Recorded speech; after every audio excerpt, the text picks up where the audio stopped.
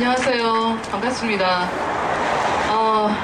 오늘 참 좀 우울한 날이거든요. 왜냐하면 저는 아동복지 쪽에서 일을 하고 있는데 오늘 행사가 있었는데 아이들이 와서 노래를 했었어요. 그런데 애들을 보니까 눈물이 나더라고요. 집에서 살아야 되는 애들인데 이런저런 이유로 집에서 살지 못하고 그룹홈에 와서 사는 아이들이 행사가 있다고 와서 축하한다고 예쁘게 한복 입고 막 예쁘게 노래를 하는데 눈물이 울컥 이제 차오르는 거죠. 그래서 마땅히 돌봄을 받아야 되고 사랑받아야 되는 아이들이 이러저러한 사연을 갖고 사는구나, 그런 생각 때문에 가슴이 아팠고, 그러고 나서 오후에는 사회복지계에 요즘 자살하는 사회복지 공무원들이 많으시잖아요.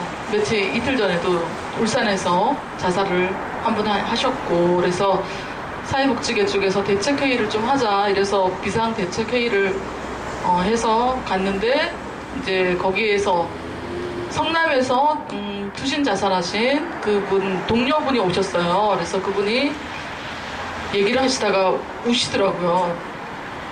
눈물이 나죠. 지금도 손이 떨린다 그러더라고요. 그리고 같이 일했던 그 동료를 생각하면 자다가도 벌떡 일어나게 되고, 그러면서 드는 생각이, 그럼에도 불구하고 성남시에서 그 일이 있은 지 거의 20 며칠이 지났는데도 아무런 변화가 있지 않다. 이분이 절망을 하시는 거죠. 사람이 죽어도 바뀌지가 않는구나. 이 세상은 왜 이럴까. 이런 생각이 들면서 너무 안타까운 마음을 얘기하셨는데 참 뭐라 할 말이 없어지더라고요. 그래서 며칠 전에 또 경산에서 아이가 자살하고 어른도 자살하고, 참 레미제라블에서 처음에 시작할 때 그런 대사가 나오더라고요. 하늘에 하나님이 계시고 우리가 사는 곳은 지옥이구나, 이런 대사가 나와서 가슴이 참 아팠는데, 하나님이 살아계시다면 우리가 사는 이 세상이 마땅히 행복하고 좋은 세상이어야 될 텐데 왜 우리가 사는 곳은 지옥일까. 미생이라는 그 웹툰에 보면 그런 대사가 있어요. 또 회사는 전쟁터고 회사 밖은 지옥이다, 이런 대사가 또 있더라고요. 그래서 야, 우리는 어딜 가다 지옥과 전쟁터에서 벗어나지 못하겠구나, 이게 우리의 운명인가, 뭐 이러면서 좌절하고 이제 그런 생각이 들었습니다. 그런 생각을 하면서 이제 오늘 어떤 말씀을 나눌까 생각하다가 이 말씀이 생각이 났어요.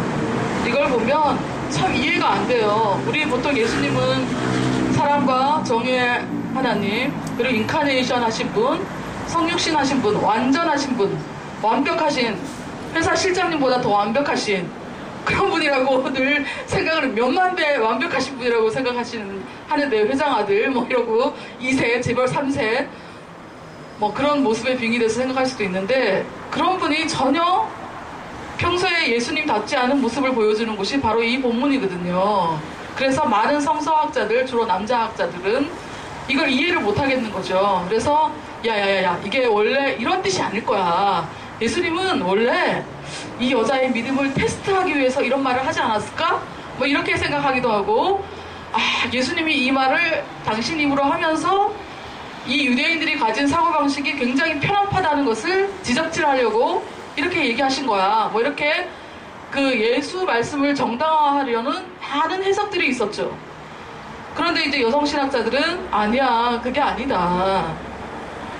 성경 어디를 봐도 예수님은 논쟁을 참 좋아하시죠. 비유로 말씀하시기도 하고, 논쟁을 해가지고 완벽하게 패배한 게 바로 이 사건이에요. 어떤 논쟁도 다 예수님의 완승으로 끝나거든요.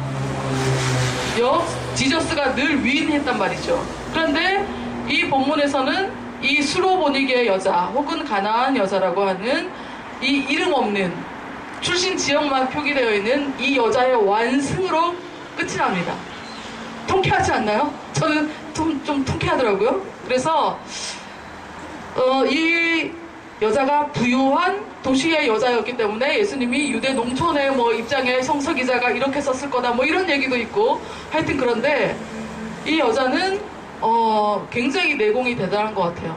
저 같으면 정말 메시아로 추앙받는 예수님이 나한테 너는 개거든? 뭐 이렇게 얘기하면 여기 우리가 읽은 말씀에는 강아지라고 나와 있는데요. 원래 기독교인들이 많이 보는 성경 번역본에 보면 개라고 나오거든요. 개. 자녀의 상을 자녀에게 줄 떡을 개한테 안 주거든. 너는 나한테 와서 뭘 하라고 달라고 하지 마. 이게 예수님의 말씀인 거죠. 굉장히 놀랍죠. 그런데 저 같으면 나보고 개래. 나 개구나. 나 집에 가야지. 이러면서 의기소침하고 나 이제 개처럼 살아야 되겠구나. 뭐 이렇게 생각하고 집에 갔을 것 같아요. 원래 나의 목적이 뭔지를 잊어버리고. 그런데 이 여자는 바로 그걸 수긍을 하죠. 주여 올소이다. 주여 옳습니다. 저는 이걸 이렇게 해석을 해봤어요. 그래요. 당신 말이 유대인의 입장에서 보면 일리가 있어요. 하지만 진리는 아니에요. 라는 항변이 이 여인의 말에 있지 않았을까. 당신 입장에서 보면 일리가 있지만 그게 하나님 편에서 보면 진리는 아닌 거죠. 이 한마디 말 속에 들어있는 거죠. 그러면서 나보고 개라고 할 수 있는 자유 당신에게 있습니다. 하지만 당신이 잊어버린 한 가지 사실이 있는데 그건 바로 개에게도 권리가 있다는 사실입니다. 개도 주인의 상에서 떨어지는 부스러기를 먹을 권리는 있는 거죠. 그게 진리 아니겠습니까? 모든 생명에게는 마땅히 살아갈 권리가 있는 것입니다. 그것이 개든 사람이든 간에 그렇게 얘기를 하는 거죠. 이 말에 대해서 예수님은 한마디 반박도 하지 못합니다. 그리고 네 말이 옳다. 성경 어디에도 어떤 사람의 말에 대해서 네 말이 옳다 이렇게 100% 인정한 게 없거든요. 여기 외에는. 그래서 네 말이 옳다. 그리고 그 다음에 하신 말씀이 네 믿은 대로 될 것이다. 그리고 그 즉시로 딸의 병이 나았죠. 예수 당시에는 많은 사람들이 귀신이 들려 있었습니다. 사회학적으로 해석을 해보면 이때 당시 유대 사회는 로마의 식민지였죠. 그래서 억압이 많았을 거라고 해석을 하기도 하거든요. 우리나라도 일제시대에는 귀신 들린 사람이 많았다고 해요. 정신적인 질병을 앓고 있던 사람들이. 그럴 수밖에 없는 게 제정신 갖고 살 수가 없는 상황인 거죠. 그리고 그렇게 억압적인 상황에서 가장 약자인 여성과 어린아이들이 가장 귀신에 많이 들렸고, 그래서 성경에 보면 예수님은 그렇게 귀신 들린 어린아이와 그 여성들을 고쳐주셨죠. 그런데도 불구하고 오늘 본문은 완전히 우리가 싫어하는 가부장적인 어떤 남성의 모습으로 예수님이 나오는데, 여기서 이 여인이 완승을 거두었다는 사실에 주목을 해볼 필요가 있어요. 사측에서 말도 안 되는 이야기를 할 수가 있죠. 그거는 탐욕의 측면에서 보면, 사악함의 측면에서 보면 일리가 있을 수 있는 얘기일 수도 있습니다. 그러나 진리가 아닌 거죠. 그리고 우리가 이 투쟁을 계속해온 이유는 우리가 진리편에 섰기 때문이라고 저는 생각을 합니다.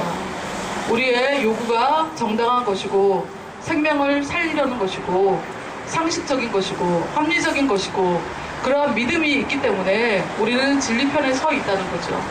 그래서 이 여인이 그 완결무결하다는 예수님과 싸워서 이겼듯이 우리 역시 진리편에 서 있기 때문에 이길 수 있다.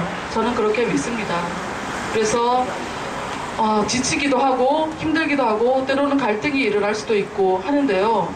정말 네 믿음이 너를 구원하였다. 성경에 보면 제가 요새 보면서 놀라는 게, 나를 잘 믿었기 때문에 네가 구원을 받았다 이게 아니거든요. 요즘 목사님들은 예수 잘 믿으면 복 받고 뭐 구원 받는다 이렇게 얘기하지만 아니돼요. 그 말씀이거든요. 네 믿음 때문에 네가 구원을 받은 거지 예수 때문에 구원을 받았다 이렇게 얘기할 수 없는 부분이 있습니다. 그래서 우리 이 투쟁을 계속 이어가는 이 마음에 이 여인의 믿음, 이런 태도, 이런 굳건한 믿음, 이런 게 필요하지 않을까 하는 마음에서 이 말씀을 나누고자 했습니다. 그래서 이 성경에서 이 부분에서는 늘 우리는 성경에 보면 예수님이 주인공이죠. 그런데 이 본문에서는 완전히 이 여자가 주인공이 됐고요. 완전히 이겼습니다. 그래서 이 투쟁에서도 우리 여러분들이 승리하실 거라고 믿고 이 지옥 같은 세상, 전쟁 같은 세상에서 살아나오시길 바랍니다. 이상입니다.